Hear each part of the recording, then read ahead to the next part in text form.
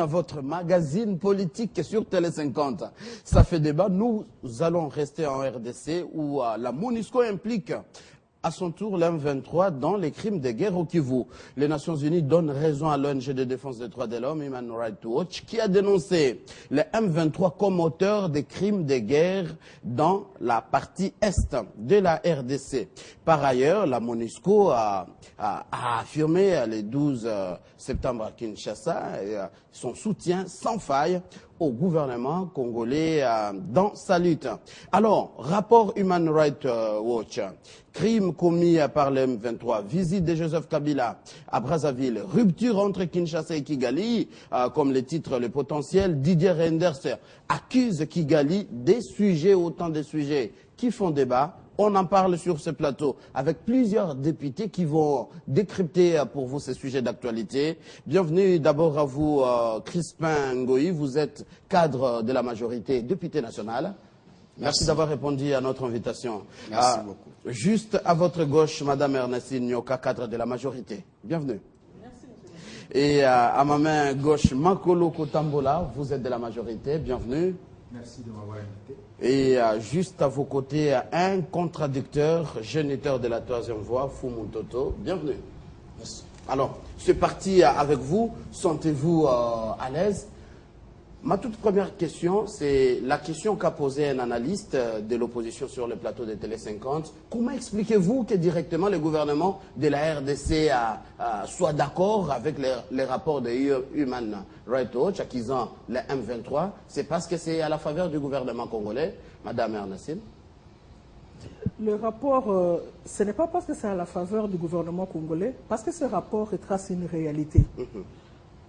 Avant ce rapport de Human Rights Watch, il y avait déjà la MONUSCO qui avait déjà fait un rapport avec à l'appui des éléments de preuve. Donc, Human Rights est venu maintenant mettre un accent particulier sur l'aspect violation, des droits de l'homme, sur les crimes de guerre, sur les crimes contre l'humanité. C'est sur ce point que Human Rights met l'accent particulier et demande à ce qu'il est temps que le Conseil de sécurité de l'ONU ouvre les yeux. Il est temps à ce qu'on amène ces différentes personnalités du gouvernement rwandais, M23 y compris, auprès de la CPI. Il est temps que les mécanismes judiciaires soient mis en marche. La CPI, alors que l'implication du Rwanda n'est pas encore... je dirais, justifié par le gouvernement congolais, les responsables du M23 étant déjà chassés dans les forces armées de la République démocratique du Congo, ils ne font plus partie, ça pourrait se passer comment? Mathieu, je crois que lorsque vous parlez du Rwanda, l'implication du Rwanda est tout à fait claire. Que ce soit au niveau des Nations Unies, que ce soit la MONUSCO, parce que la MONUSCO, ce n'est pas différent des Nations Unies, que ce soit les organisations non gouvernementales qui sont autour de la question, qui enquêtent autour de la question. Je crois que la position du Rwanda est une position très claire. Et même, je me souviens, j'ai apprécié lorsque le vice-premier ministre belge des Affaires étrangères, Didier Reynders, lorsqu'il dit que la Belgique, sinon lui, aurait aimé participer à élaguer cette question si l'Union européenne et l'ONU se mettent ensemble pour donner des sanctions bien particulières aux choses au Rwanda, au lieu que par pays, par exemple la Suède s'élève, la Grande-Bretagne s'élève, les États-Unis et retire 2-3 avantages. On ne sent pas tellement comment la sanction va être efficace, sinon comment le Rwanda sera bien pris en étau. Moi, je crois que sur ce point, il n'y a pas matière à discussion. Les choses sont tellement claires de l'implication du Rwanda qu'il ne faut même pas aller par 4 chemins. Et d'ailleurs, j'aimerais ajouter que même nous-mêmes, au sein du pays, aujourd'hui, nous avons la preuve que du côté de l'opposition, on s'était toujours plaint du discours qu'apporte l'opposition. On a l'impression que sur la question de l'Est, l'opposition ne fait pas un mariage parfait avec le gouvernement, ne fait pas un mariage parfait avec le pouvoir, avec le président de la République. C'est comme si à chaque fois que le Rwanda lance une phrase, il s'accapare de la phrase l'opposition ferait les jeux du Rwanda et mettre le pouvoir à mal. Et pour confirmer ces deals, aujourd'hui, ce n'est plus un secret. Nous avons Roger Lumbala qui a été pris dans son propre piège en faisant ces va-et-vient entre Kinshasa, Kigali, Bujumbura. Il a été pris à Bujumbura. Aujourd'hui, ce n'est plus un secret. Ce qui est vrai, c'est que l'implication du Rwanda, même lui, Roger Lumbala, lorsqu'il a été entendu sous procès verbal, a confirmé cette implication. Nous sommes déjà à 4 minutes, madame. Alors, réaction de quelqu'un qui a une voix contradictoire, Fumu Toto. Vous êtes de la troisième voie. La MONUSCO implique à son tour l'M23 dans les crimes de guerre au Kivu. C'est fini, on attend les sanctions cette fois-ci pour le compte de la RDC. C'est encore une preuve que le gouvernement a échoué du point de vue diplomatique. C'est encore une preuve que le gouvernement a échoué du point de vue politique et militaire. Je vous rappelle que le gouvernement nous avait dit que le pays était agressé et que les rapports de la MONUSCO prouvaient l'implication du Rwanda. Mais le sujet aujourd'hui, c'est quoi? Les rapports de cette ONG prouvent que le M23 est responsable de graves crimes commis là-bas. Ce n'est plus le Rwanda. Voyez, même quand Mme Ernestine se fait un effort de revenir sur le Rwanda, mais non, on ne parle pas du Rwanda. La question, vous avez bien posé, c'est l'homme 23 retenu comme auteur de graves crimes à l'est du pays. Vous voulez sauver le Rwanda? Je ne veux pas sauver le Rwanda, mais je voudrais montrer qu'aujourd'hui, le flou artistique que notre gouvernement entretenait est mis à nu. Parce que nous avons posé des questions claires. Ayant fait des études d'État, étant expert dans les questions d'État, nous avons posé des questions claires. Comment passe-t-on d'une mutinerie à une rébellion qui devient une agression?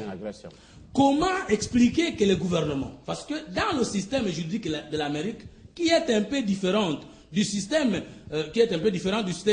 juridique français, c'est celui qui accuse la personne qui vient avec la preuve.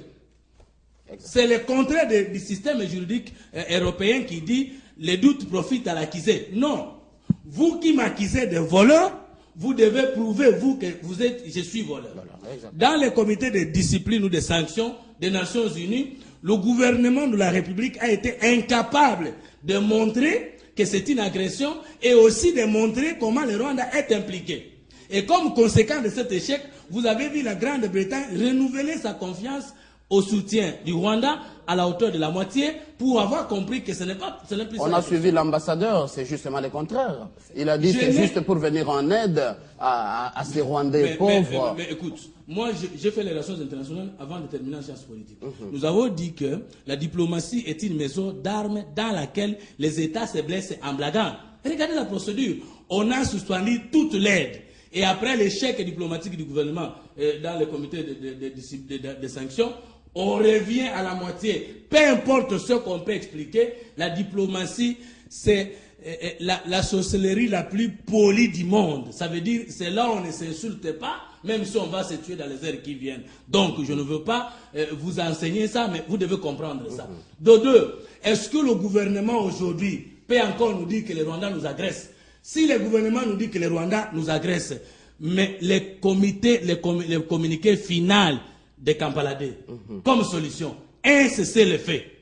Cesser le fait entre qui? Le gouvernement nous a trompé qu'il ne peut pas négocier avec M23. Alors qu'M23 est le nez dans ces conflits. S'il y a cessé le fait et que Museveni a été chargé de voir toutes les parties en conflit, vous voulez distraire qui? Le peuple congolais est convaincu que le Rwanda et le gouvernement nous agressent. Ça, vous devez comprendre ça. Et nous sommes plus des petits enfants. Monsieur Fumu Toto, juste une petite question. Vous allez continuer, vous n'êtes pas encore, il vous reste quelques secondes. J'ai lu tous les communiqués, nulle part c'est écrit que le président Museveni doit négocier avec le M23. Mais monsieur le journaliste, non, pas négocier. Il doit consulter, il doit raconter. Ça c'est bien dit. Justement, on raconterait autour de quoi? Alors qu'il y a un cessez-le-feu. Qu'on nous définisse ici clairement. Parce que le gouvernement est en train d'échapper au contraire des concepts pour entretenir les mensonges d'État.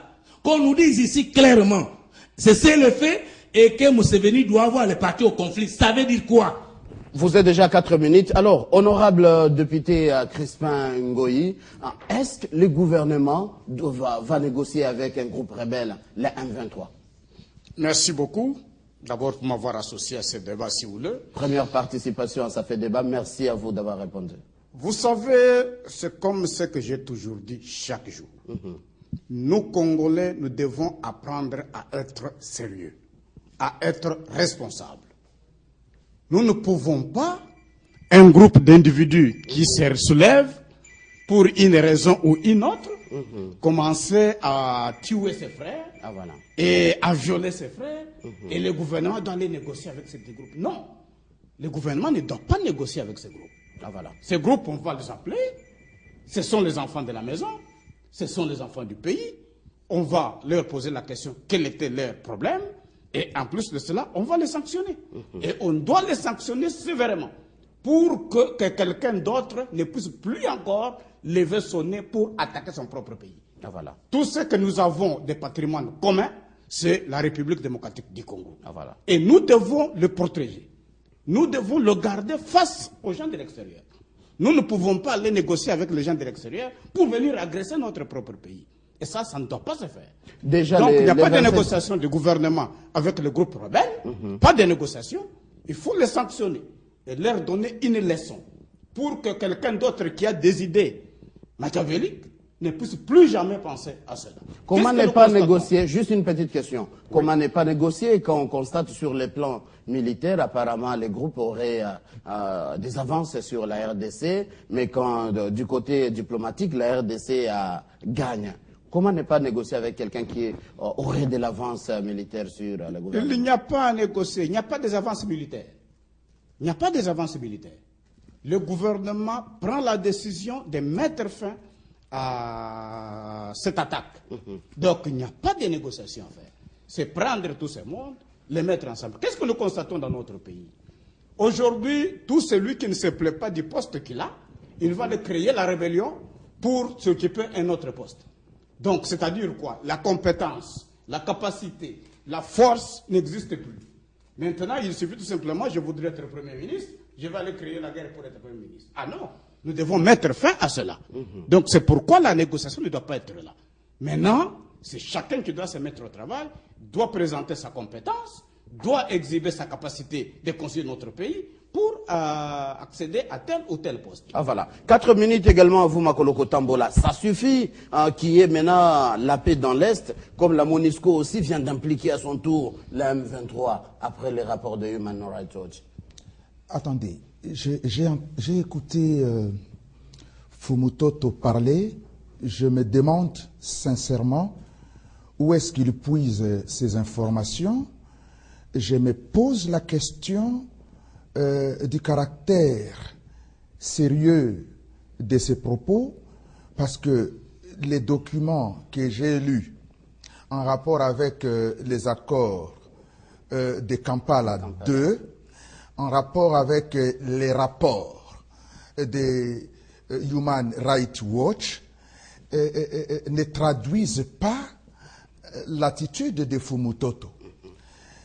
D'abord, quand il dit que ces rapports sont le reflet de l'échec de la diplomatie congolaise, je ne sais pas pourquoi ce monsieur, qui est un compatriote à nous, ne sait pas avoir le courage intellectuel de reconnaître les succès de notre diplomatie. N'a-t-il pas raison quand on donne 100 jours pour constituer une force internationale neutre? Entre-temps, Fumutoto n'a pas du tout raison. Fumutoto et tous ceux qui pensent comme lui n'ont